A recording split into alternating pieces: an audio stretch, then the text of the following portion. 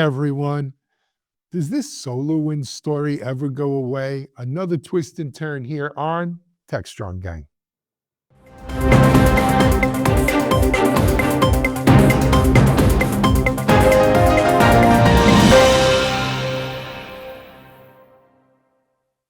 Hi, everyone. Happy Tuesday. It's Alan Jake Schimmel here for Techstrong Gang. Welcome. You know, you may be asking, why is he wearing sunglasses and a hat? Well, I'm here to tell you about our next big virtual event coming up. It's called Cloud Native 1.4 / out from the road. We're going to talk about why cloud native, just no matter where you are on the infrastructure map, what you're doing in terms of shift left or shift right, cloud native is there. It's our latest virtual event, and it's one for the road. So stay tuned. It's going to have a little bit of a Blues Brothers theme. We might see Jake and Elwood do something around that. But I'm going to take that off now so I can see what the heck I'm doing. Welcome to Tuesday here on Techstrong Gang. We've got a lot to go over with you, as well as some great folks to go over it with you. Let me introduce you to our gang today. First of all, joining us from Key West, 90 miles from Cuba or thereabout. On his boat, he's one of our resident security experts, the redoubtable Chris Blask. Hey, Chris, welcome. Good to see you, Alan. Good to see you, folks. Yeah, I apologize for the U.S. Navy, Air Force flying jets over us during the call, but go USA. All right. Excellent. All right. Moving on from Chris, we're going to move to Hudson, Ohio. They didn't make a car over there, did they, Stephen? No. We made an abolitionist here. No kidding. Yeah, John Brown. The infamous. He was made here in Brown. Hudson. Yes. Really? Not even a statue. Is there a Fun statue? facts, right? Yeah, look, you got to go with, sometimes you play the hand you dealt. But in addition to John Brown, Hudson's also the home of the one and only Stephen Foskett, founder, CEO, president of Tech Field Day, Gestalt IT, and Techstrong Gang member. Stephen, welcome. It's great to have you here. Great to be here. And I'll, for your Blues Brothers reference, I'll have some dry white toast, please. Okay. I knew you would be the one to get that stuff. It's of an age. Anyway, thanks, Stephen. Moving on from Stephen, we're going to go up to Harrison, New York for our chief content officer, who also happens to be a bit of a Blues Brothers aficionado, Mike Vizard. Hey, Mike, welcome today. All right. Something gets in your way. Turn, right? Yep. Excellent. And then rounding out our gang, certainly not least, but I'm introducing her last because she's sitting right here on my left. It is our sustainability and all things green, Echo Insights analyst, editor, roving eye in the sky, Bonnie Schneider. Hi, Bonnie. Welcome. Hi, Alan. Great to be here. Thank you for that introduction. Thank you. All right. So we've got a great day here, Mike. We got some great stuff to talk about in addition to Cloud Native now, one for the road or one from the road. What do we got? Kick us off. Well, let's get started. So SolarWinds is being taken private for $4.4 billion by an investment firm called Turn River. And, by AI standards, of course, $4.4 billion is kind of chump change these days. But as it relates to ITSM, that's a fairly sizable number. And they're saying that they're going to eventually take this company public again. And, I always see these deals lately, and there seems to be a lot of them over the last 2 or 3 years. And I scratch my head, and I'd love to get your opinion about this, Alan. But these investment firms come in, they say they're going to take these companies private, but I almost never see them come back out of being private. It's like they're in this private equity state forever, and they never seem to actually go public again. So I'm kind of like, well, what is the point of all of this? And then maybe Stephen can weigh in on how it impacts IT folks. Well, look, whenever I hear these deals and this kind of news, I'm always reminded of Gordon Gekko. And, breaking these things up for the constituent parts, and is the parts more valuable than the whole? And what is the real end game here? And when you talk to the PEs, generally, yes, this is always, this is, let's call this announcement one. We're taking it from public because we don't think the market's actually valuing it correctly. We're going to make it private. It's a cash cow. And then usually and then they always say in this stage of the game, we may take it public again down the road. They don't promise to. They talk about it. But usually the plan is something like, hey, we could take this sucker private.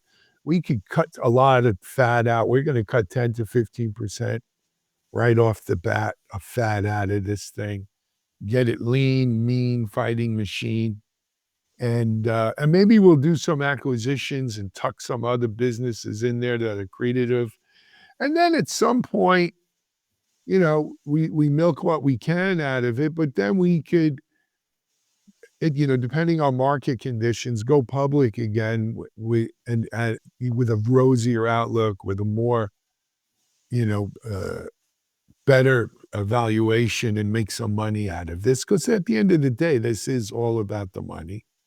But you know what they say with PE deals, you got to break some eggs to make omelets. And a certain amount of these deals just go south, and these things wind up being sold to another, PE firm lower down the food chain for scavengers. It happens. I hope that doesn't happen with SolarWinds, in spite of what most people think of as SolarWinds. When they hear SolarWinds, they think of, unfortunately, the security incident of a few years ago. SolarWinds is actually a great company with a great business model, with great customers, worth every penny, I think, of the $4.4 billion valuation they're paying here. And I hope PE does them right, though, there's no guarantee when it comes to PE. Anyway. Stephen, what's your take on this? Because I always get the sense that there is interest to be paid, and that adds to the cost of the business operating. And so what is the impact that has from an IT perspective that I should be thinking about here? Will the company continue to invest? Have you seen that historically, or do they wind up, to Alan's point, always trying to trim the fat to make the margins? Well, it does seem like this is some sort of a game in the finance and PE world, where they're acquired by a PE company, loaded up with some debt, and then floated again on the public market. But that's being cynical. You asked about the impact on the IT market. Let's focus on that. SolarWinds actually has a great presence in the enterprise IT market. In fact, I should point out that SolarWinds is a very frequent Tech Field Day presenter, or was in the previous regime. We had them present at over a dozen Tech Field Day events. We learned a lot about their products, and frankly, they have a really good market. In fact, it's been very difficult for other companies to get to compete with them, because they are so successful in the network management observability market. That's really what they've refocused on under the current CEO. And frankly, that's what the company has really kind of come out of this whole supply chain fiasco with, a decent reputation in that space. I feel like, as the CEO mentioned in the article reference here, that maybe going private is a way for them to rebuild without that constant quarterly scrutiny from Wall Street. I get that. I don't know if the price that's going to be paid in terms of the debt that's going to be taken on in order to take them public is going to be worth it. But I think it's worth noting as well that as of what I just looked at here, their stock price is right back where it was when they went public in 2018. So essentially, the company went up some and then down some. And then with this announcement, they're right back where they were. And, that's not a bad story. It's not like they were circling the drain or something here. So I think there is a good chance that they'll be taken private, that they'll refocus on their core assets. Maybe there will be some acquisitions made and they'll go public again. And frankly, I don't think IT people should be spending too much time worrying about the finance and PE antics that are related to all that. Yeah, and you guys cover to your point, Stephen. The finance side of it is what it is. I think it's interesting that it is a story, right? This company started in 1998. And right at that time, I had taken over the Cisco firewall products, and we behind the scenes killed off all the security management efforts because it was a waste of time. Nobody's doing it at all. So right at that time, like these little SolarWinds, SolSoft, a couple others, we made them partners so we could say we had security management. But that was 27 years ago. We're now at the point where, and I can't help talk about supply chain. We all know about SolarWinds because of the supply chain incident in 2020. Now we're talking about it because of the significant acquisition in IT security management. These things are very closely related. It has taken 27 years, to get where we are with ITSM right now, because it's exponentially more complicated than building firewalls and installing them. And SolarWinds, Tim Brown, CEO there, smart guy. I think he's done a good job of steering company through all that. We'll keep talking about these sort of companies because this is the area. This level of complexity is necessary to run the systems we have, whether it's security management operations or the supply chain issue that they're so famous for as well. I don't know. I have some experience with these types of deals, and frankly, there was times where companies I worked for, we spent most of our time trying to service the debt that was created by the activity. So we didn't really turn a whole lot of profit after that because the debt and the interest rates were such as they are. But Alan, the article suggests that we're going to see more of these types of deals. And just from a Wall Street perspective, are people exiting the public markets more, or are more companies going to go public? What's going on in that space over there? I'm not going to take the bait on this one, Mike. But look, we're probably entering let's call it a relaxed regulatory phase, much like the go-go 80s, right? Where you can, find a dog with fleas, in the word of Gordon Gekko, load it up with debt, take your money out, hoist it back onto the public market or find someone else, or, break it up to its constituent parts or what have you, and look for the next, carcass to go after. And I'm not saying that's going to happen in this one, and I'm not saying anything bad about the PE involved in this one.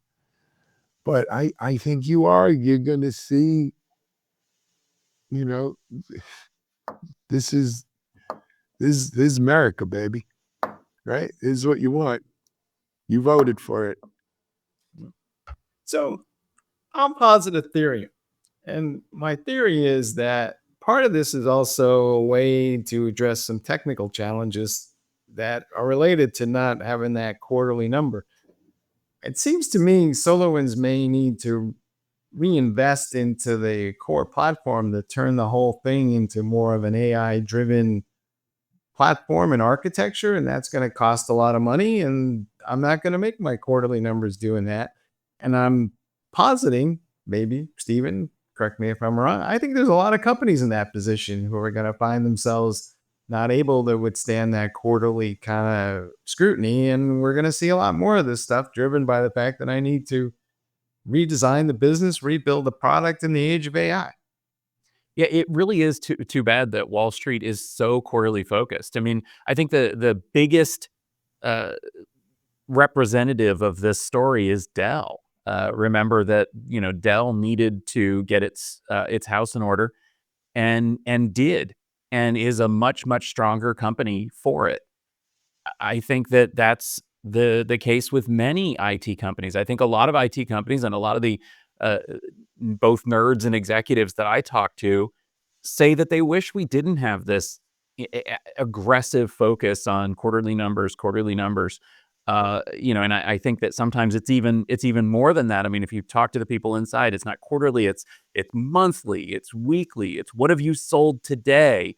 If we're focused on what have you sold today, this month, this quarter, you will never ever get ahead technically. And you can see it happen with these companies that become so obsessed with their stock price instead of with developing good products for customers. That's why, on the one hand, I do say, oh no, the PE companies, they're going to come in, they're going to load it up with debt, they're going to steal the money, they're going to, screw up the company. On the other hand, I say, maybe this is a good thing. Maybe the company will be able to focus on what it should be focusing on, which is good products and focusing on customer needs. I mean, frankly, I know that the whole VC world needs public offerings. Wouldn't it be nice if there was a company out there that just focused on creating good products and making money and not on going public and making all the money in the universe? I don't know. I'm a dreamer. I don't know, Alan. That didn't sound like an argument for greed is good. So, Well, which no, way- he's not from that crowd, obviously.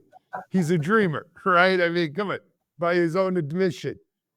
It all sounds very kumbaya to me, Stephen, but at the end of the day, it's not about good product. It's about profitability. And it's not necessarily about top line. It's about bottom line. Greed is good. Greed is what made America great. I don't know, man. No, Both I'll- you and I have run companies that were not public and were profitable for a long, long time. Yeah. There's still owners. It still has to be a well-run company. It just doesn't necessarily have to be responsive to investors and analysts who work for securities firms that have a vested interest in reports. And, they all say that they're completely separate, but none of us believe it. So Let me give you another movie analogy. Another 80s movie. Yeah, another 80s movie. This one might be a little later. So instead of Wall Street, let's turn to Goodfellas. Right? You look like a gangster. No. Paulie, I want you to be my partner. What do I know about the restaurant business?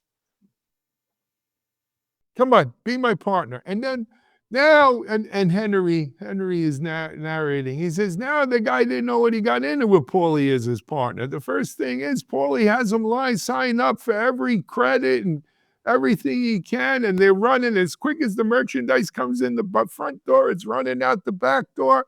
And when the whole thing goes bad, boom, we just torch it and burn the place down. Let's hope that it's just the Wall Street version of it and not the Goodfellas version of it here, right? That they don't just load this thing up with that and then just torch it and burn the place down. Because it is a good company with good products, with a strong position in the market, and I hope they don't screw it up. And I'm going to leave it at that. Okay. All right, let's take a break here on Techstrong Gang. We're going to come back and we're going to talk about, it sounds like we're getting serious about fighting or at least attempting to fight on deepfakes. You're watching Techstrong Gang. SecurityBoulevard.com is the leading resource for news, analysis, and education on challenges facing the cybersecurity industry. SecurityBoulevard.com covers all aspects of cybersecurity, including data security, DevSecOps, cloud security, application security, network security, security threats, and more. SecurityBoulevard.com has the largest selection of security content, featuring breaking news, blog posts, podcasts, and more. Visit www.securityboulevard.com to learn more. SecurityBoulevard.com, home of Security Bloggers Network. Hey folks, we're back and we're returning to the subject of deep fakes. I don't think we've talked about this for a few months, but New Jersey is now taking the lead on a bill that has been approved by both houses of their legislature, at least. I don't know if the governor signed it yet, where they're basically saying certain types of deep fakes will be against the law, and we mean it. Here's my issue, Chris, and I'm trying to figure this one out. So where does that line between like a deep fake that is somebody's expression of freedom of speech and something that is malicious, and kind of where do we draw that line? Because we've all seen Elon Musk and a lot of the social media channels are full of this deep fake crap now. So what is the definition of malicious? Well, yeah, I love this whole topic, and to Alan's Blues Brothers theme, because it's got everything. It has country and Western, right? This is the public key infrastructure argument from the beginning of time. How do we have the definitive cryptographic identification of source? And anybody, that knows PKI and security, it's one of my cartoon issues. How did we fix it? Yeah, we kind of didn't, and we fudged around and we did interesting things that kind of worked, but no, it's a bigger issue than that. And I like the way you framed the question, because this one asks everything. How do I tell the difference between a deep fake that I make as a deep fake for artistic creation and so forth, and a deep fake that I make as a deep fake for the purpose of malicious intent? Hold my coffee. We have to talk through everything. I mean, on my general view, though I haven't looked at the specific policy at this point, I expect that if, and God help me, probably when I do, I'll have the same sort of feeling as I did about, federal cybersecurity regulation in the 90s. We'll express ourselves emotionally through legislation. We'll try to act that out through the courts, realize what parts of that were a terrible idea, and move the conversation forward. So I think this, the next several years is mostly educating ourselves at every level, from legislation to the average person on the street, to where to even start before you can bring in a geek like me and say, okay, for that, we can use XYZ technology or process. So, Mike, did you say Elon Musk was full of crap? I suggested that some of the content was a little on the spurious side, shall we say. But not Elon himself, certainly. Of course not. He's a gentleman and a scholar if I ever saw one. Anyway, couple of other thoughts on this. Since when does New Jersey do anything first on technology legislation? Who paid who over here? This seems like a fugazi deal to me, as they say up in New Jersey. So I'm not sure where this is coming from. Right. Well, I think that there are other states that are trying to do something similar. And to be honest, there was this whole Defiance Act that the U.S. Senate passed when there was a deep fake involving Taylor Swift, and then they sent it over the House, where it promptly has disappeared. In fact, I couldn't find any coverage of the Defiance Act in the last 60 days. So here's what I'm kind of thinking about. Maybe the states are going to try to take the lead on this, which would be nice. But I'm also scratching my head because, to Chris's point about it's an emotional expression, which might mean zero. And so, Stephen, is this a technology conversation really about how to defeat this stuff? And, all the legislation in the world won't matter until we get the tools. Well, right now, I think that it's actually fairly easy to detect deepfakes because they make mistakes and they don't look convincing. But I wouldn't count on that for long. It was the same with AI generated content, and that's gotten a lot better. Writing, video still looks terrible, but hold your breath. Maybe it'll happen soon. I think that it really comes down to the question of not of tools and technology, but of intent, and that's really what the law is all about. As Chris pointed out, there's a big difference between creating a deep fake to skew an election or push crypto investments, and creating a deep fake for other reasons. And I'd like to bring in the concept of parody, which thankfully is protected by the U.S. Constitution, specifically because in the 18th century, parody and satire were alive and well, and very much part of the discussion here in the U.S. of creating this country. I think that parody and satire should be protected, but as anyone who's been on Facebook knows, we also have a bit of a gullibility problem here, where something that was intended to be parody or satire can be taken seriously by people. This whole thing, though, says to me that it really doesn't matter what the intent was, or it doesn't matter what the effect was as much as what the intent was. We need to be focusing the law, just like we always have, on punishing people with bad intent in order to correct their behavior. If someone is creating deep fakes for pornographic exploitation of minors, well, then they're pretty much, right out. If they're creating deep fakes to skew an election or to have some sort of effect on financial markets or to steal money from people, well, again, that's the important thing. It's not the deep fakes that's important. It's the intent of the perpetrator that's important. And I see Chris nodding, so I think we might agree here. Right. And Tylenol. Remember the Tylenol? We didn't have shrink wrap around the tops of caps, but somebody wanted to short the market, make a lot of money, go to jail for it, right? Which was already illegal at the time. And they did it. And same in this space. And again, anyone that didn't see this coming from a million miles away is missing the point, right? In 1990, General Electric, we had a video conference center. We had a tape, to test out this new system. And it was the world's leading animations at the time, when world champion winning some competition, but it was dinosaurs walking around with silver skins, but moving and I remember sitting there looking at that saying, at some point in the future, you will be able to make video that won't stand up in court. Video won't be allowed anymore. I hadn't even gotten into security professionally at that point, but it's still bloody obvious. This is where we're going. Like you say, Stephen, it's going to make mistakes now. 1, 2, 3, 4, 5 years, it won't. What are we going to do? Right? It's already illegal to do these things, though. As a security technology and policy person, I think, again, this comes back to, in the last segment, SolarWinds, ITSM, supply chain, these things have vulnerabilities that get exploited because it's too bloody hard to tell what's going on. And this is taking this issue to 7, not even to 11, to 7,000. It's forcing us to figure out how we have some visibility into and I got to throw around a lot of, industry words, attribution, who did what. I know I can do all sorts of things online and get away with it because nobody can tell anything. That's why this is an issue, not because you can make a fake video, but because there's no way to tell anything from anything else. And that has to get fixed. I just was going to say And about it will. building onto what you said and also what Stephen said about intent.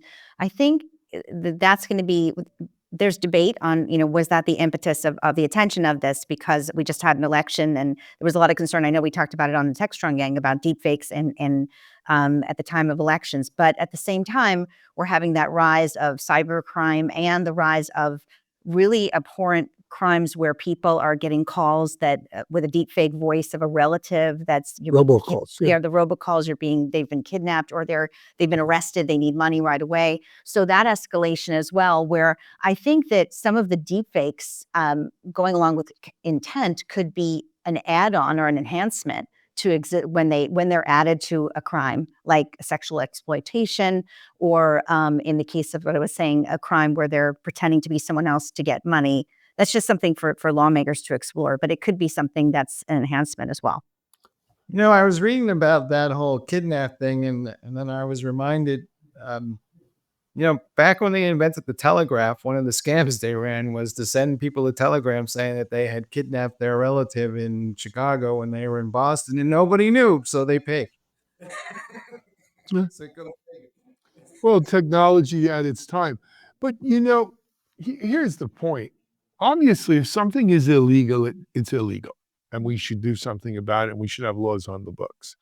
I think the point, though, here is something Stephen made and then Chris reinforced, which is, I don't think it's that far off. I think it's a lot closer than you think, that these deepfakes get really, really good. And it's going to be very, very, very hard to distinguish a deep fake from legit. And so, I want to call out in our notes here, the good folks at the University of Florida, go Gators, right, have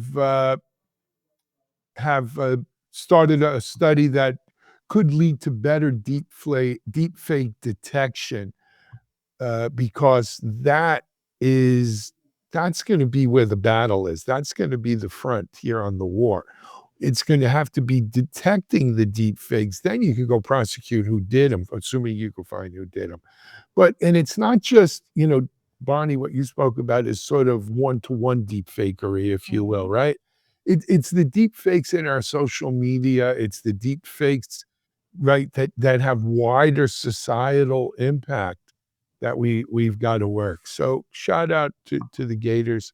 I Right. will mention, Proving know- intent is going to be really hard, though, because, these relationships between these people are not easily discernible. And I'll just stand in front of the court and say, that parody of Jerome Powell that I created, I have no idea that was tied to this pump and dump scheme for cyber currencies. And meanwhile, I probably have an offshore account somewhere, but you don't know.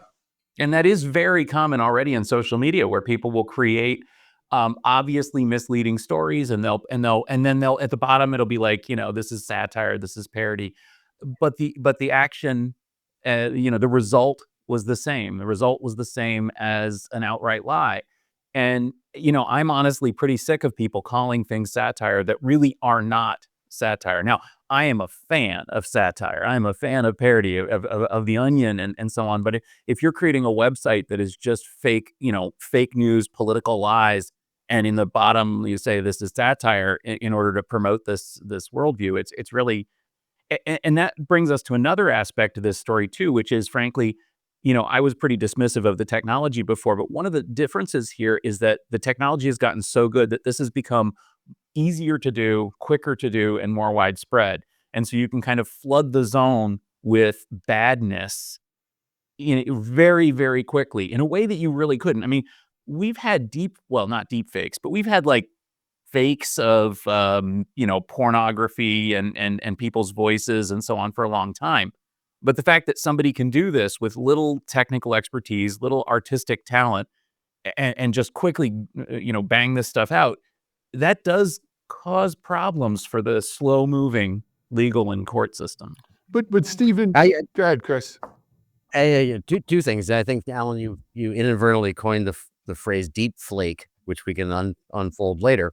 But also I think that everything everybody's saying is true. However, at the same time, you said a string of words, Alan, that really struck me. I can't get them back in my head exactly, but it may be very, very hard to prove that something is fake. It is not nearly as hard to prove something something is real.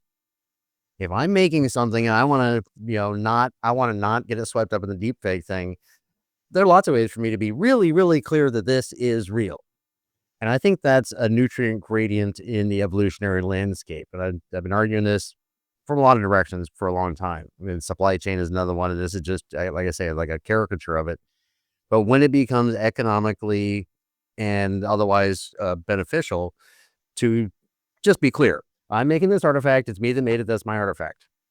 And if somebody wants to make a deep fake of it, it won't have that. And that's relatively easy to do compared to trying to prove that something that with no... So, all right. just So based on you're the file. talking like watermarks and stuff, whatever the technology of the day is. Attestation, yeah, whatever. Right. Yeah, So if yeah. it doesn't have that, it can be, assuming people would then look for that. But, to Stephen's point, most people don't. Most people don't. And so you could write on the bottom, there's a parody just to cover CYA, and most people don't even get that far and they suck it up. Or you could say, well, we're really a news and entertainment organization, not just news. So when you sue me, I can't be responsible for libel because it's part of the entertainment. Looking at you, Fox News. So I'm glad you said it. I was going to. I wouldn't have known otherwise. I know. Well, no, there's some people a little slow on the uptake out there. So I just want to make sure we're aware.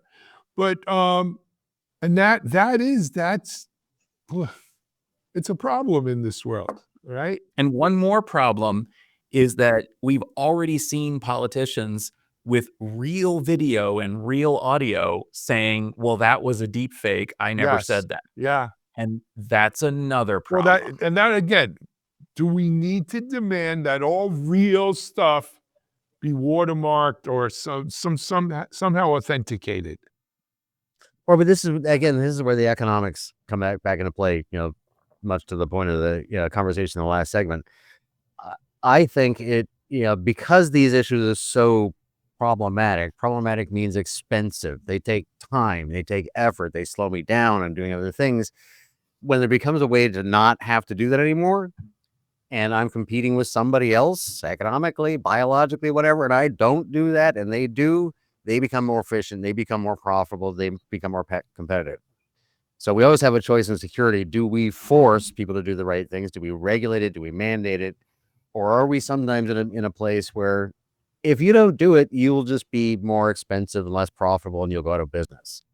And I think this is pushing all these issues are pushing down that path. I hope so. It'll just be more expensive not to deal with it. Well, necessity is the mother of invention. I'll come up with something. Hey, let's take a break here. We're going to come back. Bonnie has a new video out, a report on energizing Stargate that we want to talk about. You're watching Techstrong Gang. Discover Techstrong Group, the epicenter of tech innovation. We're your go-to for reaching IT leaders and practitioners worldwide. Our secret? Impactful content that sparks awareness, engagement, and top-quality leads. With us, you'll access editorial websites, streaming videos, virtual events, custom content, analyst research, and more. Join our satisfied clients. Let's revolutionize your tech journey. Contact us today and tell your story to the world in the most powerful way with Techstrong Group. Welcome back to the Techstrong Gang. Well, we've been talking a lot about AI and energy use lately on the gang. There's one big 500 billion venture that's been in the news with OpenAI, Oracle, and SoftBank. So I decided to take a closer look at this with talking to the CEO of Energy Exemplar, David Wilson, to see his take on it. What do you think Stargate and the implications of it are for the future, for data centers and for energy? Is it a signal of this rapid growth that we're seeing going forward? Where do you see all of this? Yes. So it's like it literally is a fascinating day today as we look at the competing models come out and the active debate about how efficient can you AI models be. And so really the DeepSeek's come out and said it uses only 5% of the compute resources that some of the other models like OpenAI and that have used today. If that's true, that translates directly to energy consumption. So you'd only need 5% of the energy that was anticipated. We'll wait and see where that shakes out. But regardless, there's a huge future for AI. I think it's one of if you look at the transformative things in human history, industrial revolution, the internet, and AI is certainly in that bucket. And so the demand will continue to grow. It's just a little hard to put an exact number on how much energy will come into the future. But even if you took out, the bulk of what's forecast, it's still a massive number. So we're going to see a huge amount of new build generation, a huge amount of transmission upgrades to move the energy around. So it's a fascinating time. It really is. And David Wilson, CEO of Energy Exemplar, it's really a pleasure to have you on and kind of walk us through this exciting time, as you mentioned, with AI in the news, data centers, and of course, the Stargate project. Thank you so much for your insights today. Thank you, Bonnie. It's been a pleasure. Well, one other note that wasn't in the interview was that David Wilson was saying that in general, with all the data center attention and expansion, that his business has been busier than ever, which I guess is not really surprising. But he seemed to be enthusiastic about the AI's use to mitigate energy use with their technology. But of course, as we've talked about in previous Techstrong Gangs, that remains to be seen. But it's an interesting topic that is a big topic of conversation in the sustainability world right now. It's interesting. Look, no matter how you slice and dice it, if we're going to build all these data centers, we're going to need energy to run them. And I don't think drill baby drill is a successful policy at that scale, right? However, interesting to this point, last Friday, maybe it was Thursday or it was last week, late last week, filed under the Red Scare Menace label in the drawer. Satellite imagery has picked up that the Chinese are building a huge new plant that appears to be nuclear fusion. And they might be announcing a breakthrough in commercial nuclear fusion, combining that with DeepSeek breakthroughs and Alibaba's and the rest. And oh my God, we're losing the space race to the Chinese. So, all kidding aside, I'm not kidding about that. That was a report. And That might be a future very large hole in the ground someday too, right? So could it be, could be. But Or yeah, it could just freaking not work. right. it might. I mean, that's the thing about technology. I mean, there's a long gap between we thought of this idea and we got it working in the lab, and then there's an even bigger gap between we got it working in the lab and it's a productive part of society and industry. But even, sorry. So there are two sides to this conversation that always come up, right? And we've talked about one of them before, which is the software will get better, right? That's one of the things about DeepSeek is that it is consuming infrastructure a little more efficiently. So maybe we don't need as much power. On the other end of the spectrum, though, there are reports out there. I think there's one in Futurism or whatever.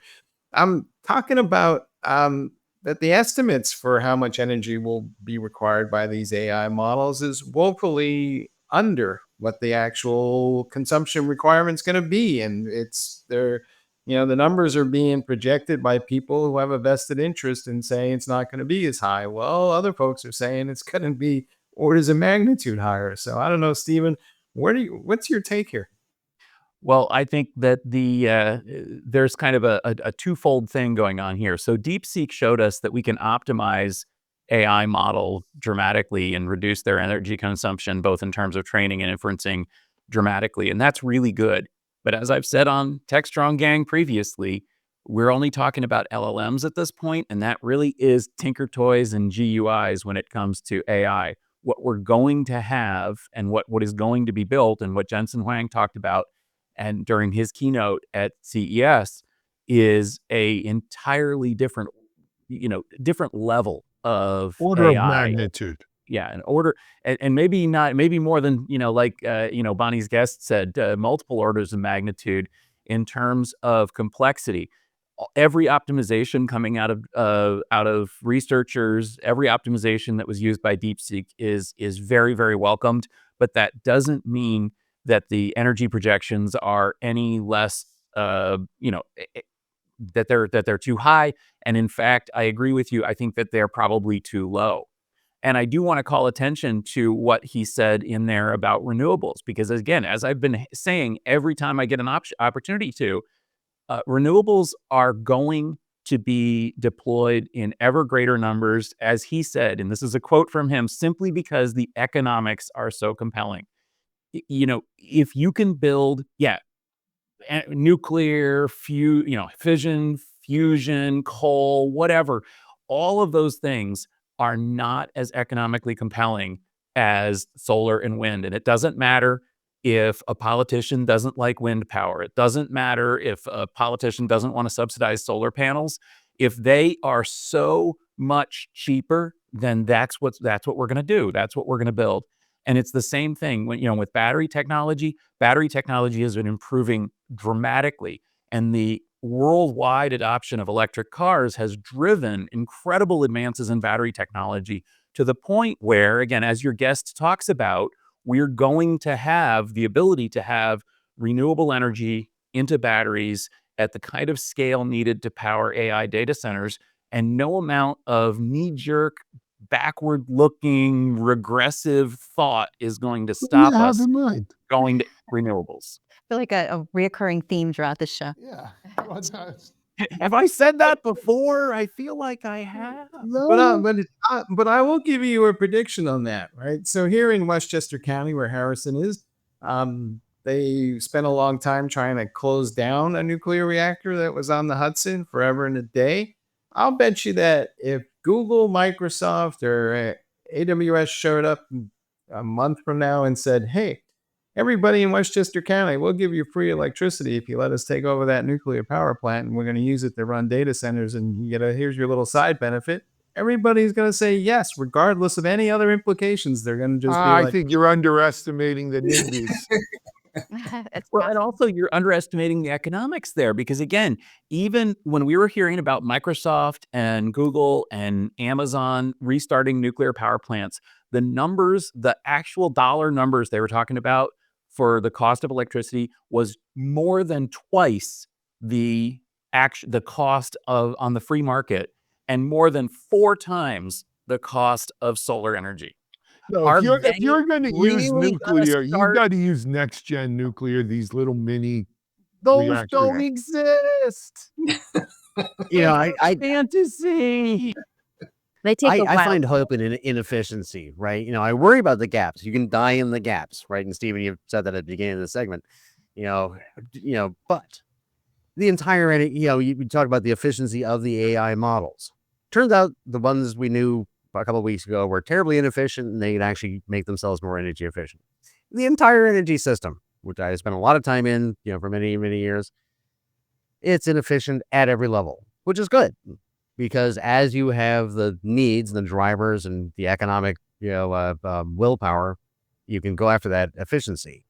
And there was so much room because we're not going to use less energy on AI. We are going to use exponentially more than you think we, you know, to the point, you know, if you want to be an environmental alarmist about it and, you know, and write a book like The Population Bomb, 1968, which should all burn in hell, and say that, you know, the Earth could ever feed more than 3.54 billion people. Well, wrong. We can get more efficient. And the petro, you know, fuel chain is almost completely inefficient. There's almost no energy comes out of it. You know, solar panels can give you 20, 22, 26% of the light hitting it. That's pretty amazing. But yeah, from the macro to the nano level, there's so much efficiency to be gained in the power systems and, yeah, as we're learning in the AI models and so forth, that is both, you know, as much as you think more power, but not necessarily as bad. Now, again, if we don't cross that gap correctly, we can melt the planet. So let's not do that.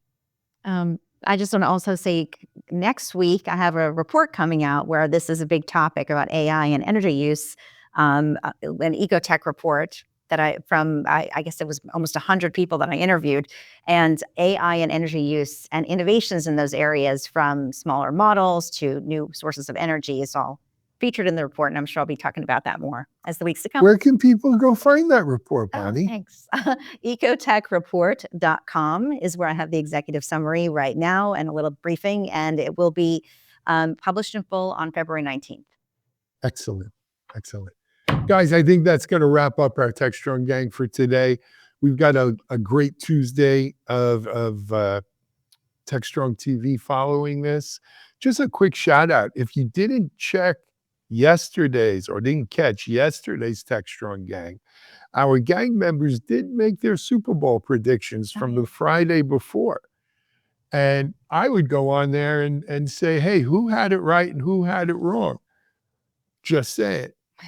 Hey, There you go. I picked the Eagles over 40. Oh, you but did? yeah, Wow. I don't think that was really a shootout by any definition of the game, though. So just no, but because I you- did pick the Eagles to have 40 points. I looked at that score and I saw it differently. What I saw was Eagles 40, referees 22.